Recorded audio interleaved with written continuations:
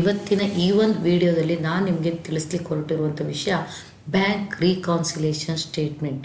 Bank ರೀಕಾನ್ಸಿಲೇಷನ್ statement ಅಂದರೆ cash ಬುಕ್ನಲ್ಲಿರುವ bank balance ಮತ್ತು bank ಪಾಸ್ಬುಕ್ನಲ್ಲಿರುವಂಥ ಸ್ಟೇಟ್ಮೆಂಟ್ನಲ್ಲಿರುವಂಥ ಬ್ಯಾಲೆನ್ಸ್ನ ನಡುವಿನ ವ್ಯತ್ಯಾಸವನ್ನು ನಿಮಗೆ ಹೊಂದಾಣಿಕೆ ಮಾಡುವಂಥ ವಿಧಾನ. ಸೊ ಇದನ್ನು ಬ್ಯಾಂಕ್ ರೀಕಾನ್ಸಿಲೇಷನ್ ಸ್ಟೇಟ್ಮೆಂಟ್ ಅಂತ ಕರಿತೀವಿ.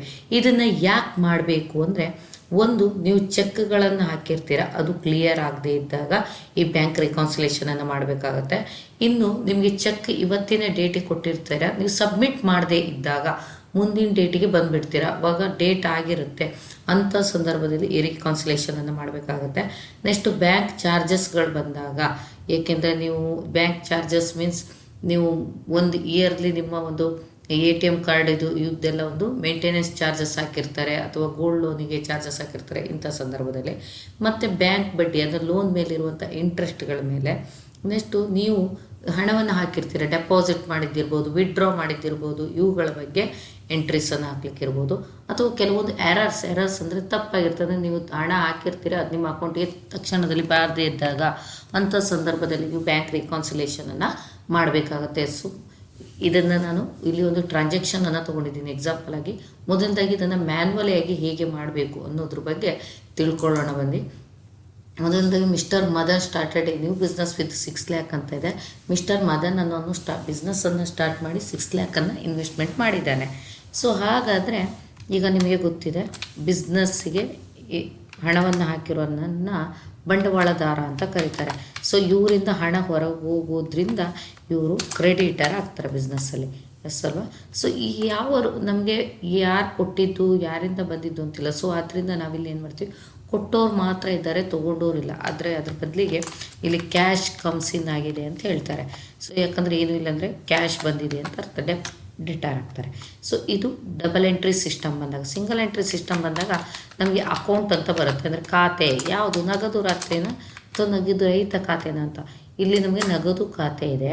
ಸೊ ಹಾಗೆ ಇಲ್ಲಿ ಪರ್ಟಿಕ್ಯುಲರ್ ಅಂತ ಬಂದಾಗ ಏನಾಗಿದೆ ಅಂತ ತೊಗೋಬೇಕಾಗತ್ತೆ. ಮಿಸ್ಟರ್ ಮದನ್ ಅಂತ ನಾನಿಲ್ಲಿ ತೊಗೊತೀನಿ.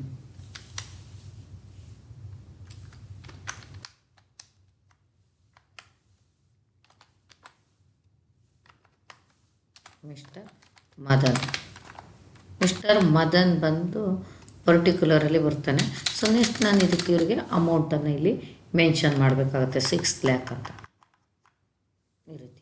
ಸೊ ಇದು ಮದನ್ನಿಗೆ ರಿಟರ್ನು ಪ್ರಾಫಿಟ್ ಆ್ಯಂಡ್ ಲಾಸ್ ರೂಪದಲ್ಲಿ ರಿಟರ್ನ್ ಬರೋದ್ರಿಂದ ಇದನ್ನು ನಾವೇನಂತ ಕರಿತೀವಿ, ರಿಸಿಪ್ಟ್ ವೋಚರಿಗೆ ಎಂಟ್ರಿ ಹಾಕಬೇಕಾಗುತ್ತೆ, ರಿಸೀವ್ಡ್ ಮನಿ ಅಂತ. ಸೊ ರಿಸಿಪ್ಟ್ ವೋಚರಿಗೆ ಎಂಟ್ರಿ ಹಾಕಬೇಕಾಗುತ್ತೆ. ಇದ್ರ ಶಾರ್ಟ್ಕಟ್ ಕೀ ಬಂದು F6 ಇದೆ. ಸೊ ರಿಸಿಪ್ಟ್ ವೋಚರಲ್ಲಿ ಎಂಟ್ರಿ ಮಾಡಿ.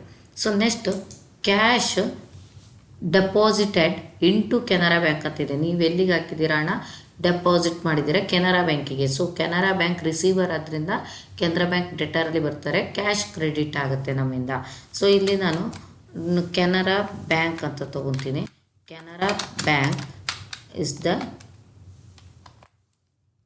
Deter, cash is the credit. ನಮ್ಮಿಂದ ಹೊರಗೆ ಹೋಗ್ತಾ ಇದೆ, ಗೋಸ್ ಔಟ್ ಆಗ್ತಾಯಿದೆ, ಆದ್ದರಿಂದ ಕ್ರೆಡಿಟ್. ಸೊ ಹಾಗೆ ಅದನ್ನೇ ನೀವು ಡಬಲ್ ಎಂಟ್ರಿ ಸಿಸ್ಟಮಿಗೆ ಹೋದರೆ ಅಕೌಂಟಲ್ಲಿ ಯಾರಿಗೆ ಹಣ ಬಂದಿದೆ ಅವ್ರನ್ನ ತೊಗೋಬೇಕಾಗತ್ತೆ.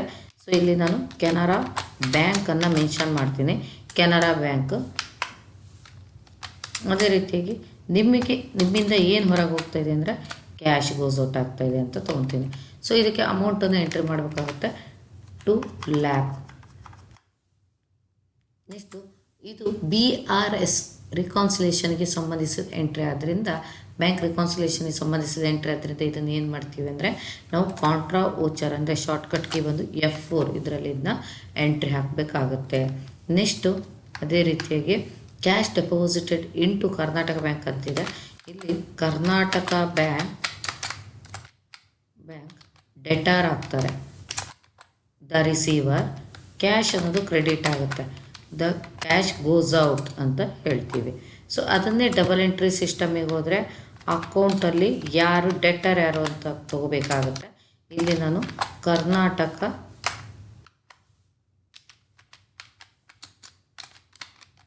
ಬ್ಯಾಂಕನ್ನು ತೊಗೊತೀನಿ.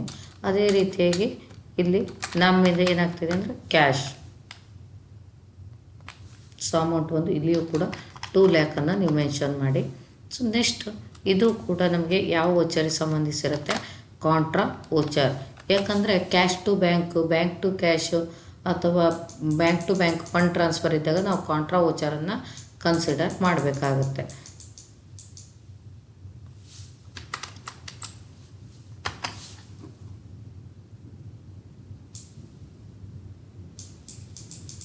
So next rent paid by Karnataka bank cheque 30,000 ಅಂತಿದೆ. ರೆಂಟ್ ಪೇಯ್ಡ್ ಮಾಡಿದ್ದಾರೆ ಕರ್ನಾಟಕ ಬ್ಯಾಂಕ್ ಮುಖಾಂತರ ಚೆಕ್ಕಲ್ಲಿ.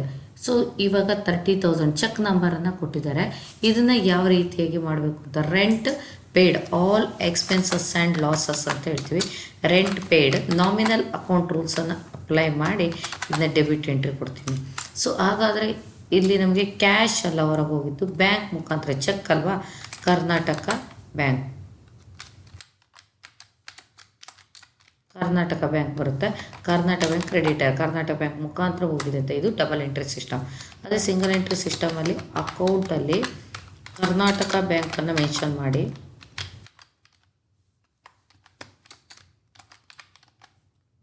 ಇಲ್ಲಿ ಪರ್ಟಿಕ್ಯುಲರಲ್ಲಿ ಏನು ಮಾಡಿದ್ದೀರಾ ಅಂತ, ರೆಂಟ್ ಪೇಯ್ಡ್ ಬಂದು ಇಂಡೈರೆಕ್ಟ್ ಎಕ್ಸ್ಪೆನ್ಸಸ್. ಸೊ ಇಲ್ಲಿ ನೀವು ಅಮೌಂಟನ್ನು ಎಂಟರ್ ಮಾಡಬೇಕಾಗುತ್ತೆ 30,000. ಹಾಗೆ ನೀವು ಎಂಟರ್ ಹೊಡೆದಾಗ ಅಲ್ಲಿ ಚೆಕ್ ನಂಬರನ್ನು ಕೇಳುತ್ತೆ, ಇನ್ಸ್ಟೆಂಟ್ ನಂಬರ್ ಅಂತ ಕೇಳುತ್ತೆ.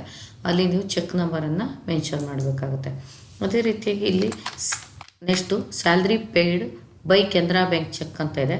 ಇಲ್ಲಿ salary paid all expenses and losses indirect expenses ಅಂತ ಕರಿತೀವಿ ನಾವು. ಸೊ ಇದು ಡೆಬಿಟಲ್ಲಿ ಎಂಟ್ರಿ ಆಗುತ್ತೆ. ಯಾರ ಮೂಲಕ ಹೋಗಿದೆ, ಕೆನರಾ ಬ್ಯಾಂಕ್ ಮುಖಾಂತರ ಕೊಟ್ಟಿದ್ವಿ. ಕೆನರಾ ಬ್ಯಾಂಕ್ ಅನ್ನೋದು ಕ್ರೆಡಿಟೆಡ್.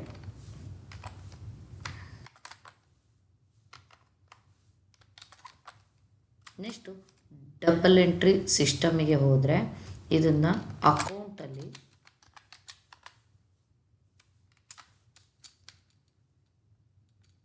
ಕೆನರಾ ಬ್ಯಾಂಕ್, ಇಲ್ಲಿ ನಿಮಗೆ ಸ್ಯಾಲರಿ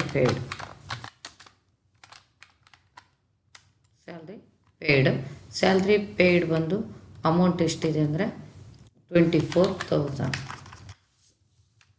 ಸೊ ಈಗ ಈ ಫೋರ್ತ್ ಕ್ವಶನ್ಸ್ ಮತ್ತು ಫಿಫ್ತ್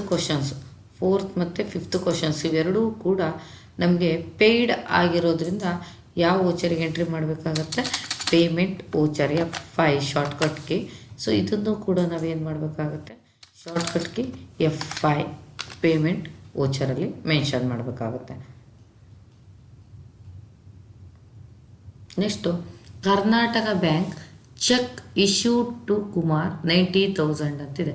ಕರ್ನಾಟಕ ಬ್ಯಾಂಕ್ ಮುಖಾಂತರ ಚೆಕ್ಕನ್ನು ಕೊಟ್ಟಿದ್ದೀವಿ. ಯಾರಿಗೆ, ಕುಮಾರನಿಗೆ ಅಂತ ಹೇಳ್ತೀವಿ. ಚೆಕ್ ಇಶ್ಯೂಡ್ ಆಗಿದೆ. ಸೊ ಇಲ್ಲಿ ನಾನು ಏನನ್ನು ತಗೋಬೇಕು, ಫಸ್ಟ್ ಕೊಟ್ಟೋರು ಯಾರು ಅಂತ ಇದೆ, ಕರ್ನಾಟಕ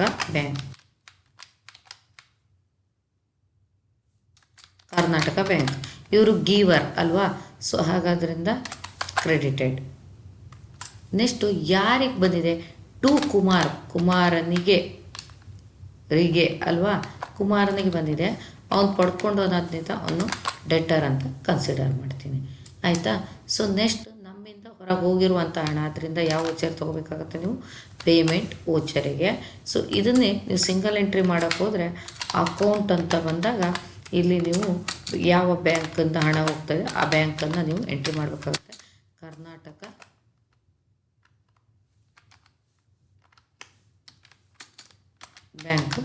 ಬ್ಯಾಂಕ್ ಅಕೌಂಟ್ಸ್ ಅಂಡರಲ್ಲಿ ಬರುತ್ತೆ. ಅದೇ ರೀತಿಯಾಗಿ ಕುಮಾರ್ ಪಡ್ಕೊಂಡು ಅನ್ನೋದ್ರಿಂದ ಸೆಂಟ್ರಿ ಡೆಟರ್ ಅಂಡರಲ್ಲಿ ಬರ್ತಾನೆ. ಸೊ ಇದು ಅಮೌಂಟನ್ನು ನೀವು ಎಂಟ್ರಿ ಮಾಡಬೇಕು 90,000. ಕಡೆಗೆ ಇನ್ಸ್ಟೆಂಟ್ ನಂಬರಲ್ಲಿ ನೀವು ಚೆಕ್ ನಂಬರನ್ನು ಮೆನ್ಷನ್ ಮಾಡಬೇಕಾಗುತ್ತೆ.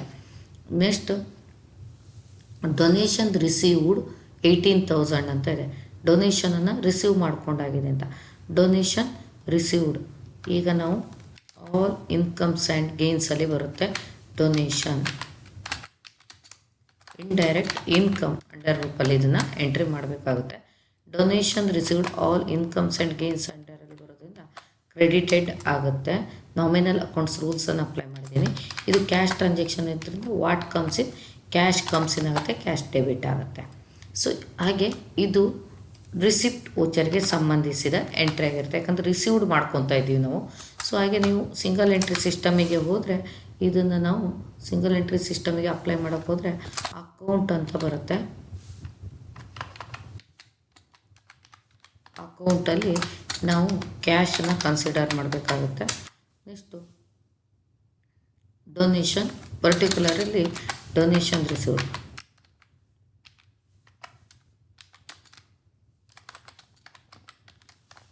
ಆ್ಯಂಡ್ ಇದು ಅಮೌಂಟ್ ಬಂದು 18,000.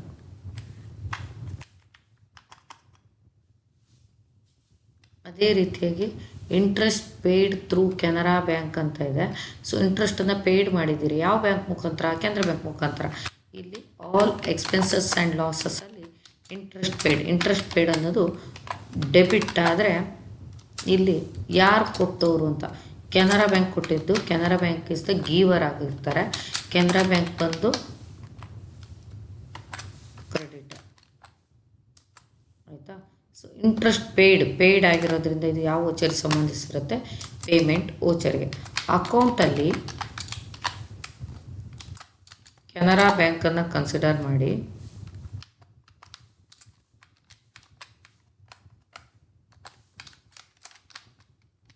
ಟ್ರಾನ್ಸಾಕ್ಷನ್ ಒಳಗೆ interest paid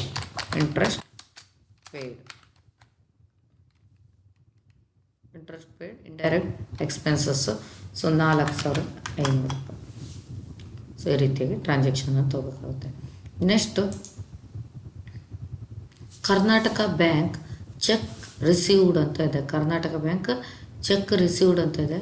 Karnataka bank cheque received ಅಂದರೆ ಕರ್ನಾಟಕ ಬ್ಯಾಂಕ್ ಮುಖಾಂತರ ಅವರು ಕರ್ನಾಟಕ ಬ್ಯಾಂಕಿಗೆ ಚೆಕ್ ಬಂದಿದೆ. ಯಾರ ಮುಖಾಂತರ? ಸೂರ್ಯ ಪೈಪ್ಸ್ ಪ್ರೈವೇಟ್ ಲಿಮಿಟೆಡ್ ಅವರಿಂದ. ಅವರಿಂದ ತೊಗೊಂಡಿದ್ದೀವಿ ಅಂತ ಹೇಳ್ತೀವಿ. ಯಾವ ಬ್ಯಾಂಕಿಗೆ ಬಂದಿದೆ? ನಮ್ಮದು Karnataka bank. Karnataka bank is the receiver.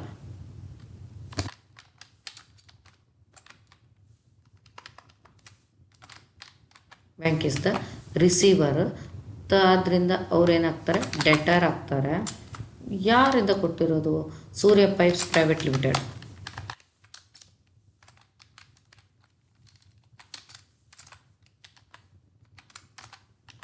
ಇವರು ಇಸ್ ದ ಕ್ರೆಡಿಟರ್, ಯಾಕಂದ್ರೆ ಕೊಟ್ಟವರು. ಇದು ಡಬಲ್ ಎಂಟ್ರಿ ಸಿಸ್ಟಮಲ್ಲಿ. ಸೊ ರಿಸೀವ್ಡ್ ಆಗಿರೋದ್ರಿಂದ ಯಾವ ವೋಚರ್ ತೊಗೊತೀರ ನೀವು? ರಿಸಿಪ್ಟ್ ವೋಚರಿಗೆ. ಆಯಿತಾ? ಸೊ ನೆಕ್ಸ್ಟು ಅಕೌಂಟ್ ಅಂತ ಬಂದರೆ ಇಲ್ಲಿ Karnataka bank,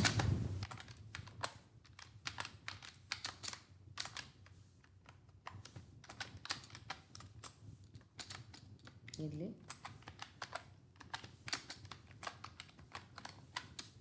pipes private limited. ಆಯಿತಾ? ಸೂರ್ಯ pipes private limited.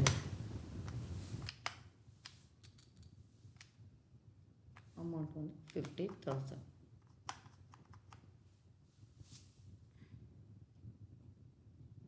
So next cash withdraw from Canara bank ಅಂತ ಇದೆ. ಕೆನರಾ ಬ್ಯಾಂಕಿಂದ ಕ್ಯಾಶನ್ನು ತೊಗೊಂಡಿರೋ ಕ್ಯಾಶ್ ಏನಾಗಿದೆ? ಕಮ್ಸ್ ಇನ್ ಆಗಿದೆ. ಕ್ಯಾಶ್ ಕಮ್ಸ್ ಇನ್ ಆದ್ದರಿಂದ ಕ್ಯಾಶ್ ಅನ್ನೋದು ಡೆಬಿಟ್ ಆಗುತ್ತೆ. ಅದೇ ರೀತಿಗೆ ಕೊಟ್ಟವ್ರು ಯಾರು? From Canara bank. Canara bank is the giver. ಅದರಿಂದ ಇವರೇನಾಗ್ತಾರೆ? ಕ್ರೆಡಿಟೆಡ್. ಆಯಿತಾ? ಇದನ್ನು ನಾವು ಬ್ಯಾಂಕ್ ರಿಕಾನ್ಸಿಲೇಷನ್ಗೆ ಸಂಬಂಧಿಸಿದ ಎಂಟ್ರಿ ಅಲ್ವಾ? ಕಾಂಟ್ರಾ ವೋಚರ್ ಆಗಿರುತ್ತೆ F4. ಅಕೌಂಟ್ ಅಂತ ಬಂದಾಗ ಇಲ್ಲಿ ನಮಗೇನು ಬಂದಿದೆ? ಕ್ಯಾಶ್ ಕಮ್ಸ್ ಇನ್ ಆಗಿದೆ. ಸೊ ಯಾರಿಂದ ಬಂದಿದೆ? ಕೆನರಾ ಬ್ಯಾಂಕಿಂದ. ಪರ್ಟಿಕ್ಯುಲರಲ್ಲಿ ಕೆನರಾ ಬ್ಯಾಂಕ್ ಅಂತ ನೀವು ಕನ್ಸಿಡರ್ ಮಾಡಬೇಕಾಗುತ್ತೆ. ಸೊ ಇದೇ ರೀತಿಯಾಗಿ ನಾನು ಇದನ್ನು ಪ್ರಾಕ್ಟಿಕಲಿ ಹೇಗೆ ಮಾಡಬೇಕು ಅನ್ನೋದನ್ನು ಇನ್ನೊಂದು ವಿಡಿಯೋದಲ್ಲಿ ತೋರಿಸ್ತೀನಿ. ಆ ವಿಡಿಯೋವನ್ನು ನೋಡಿ ನೀವು ಪ್ರಾಕ್ಟೀಸ್ ಮಾಡಿ ಅಂತ ಹೇಳ್ತಾ ಮುಂದಿನ ವಿಡಿಯೋ ಜೊತೆ ಸಿಗ್ತೀನಿ. ಅಲ್ಲಿವರೆಗೂ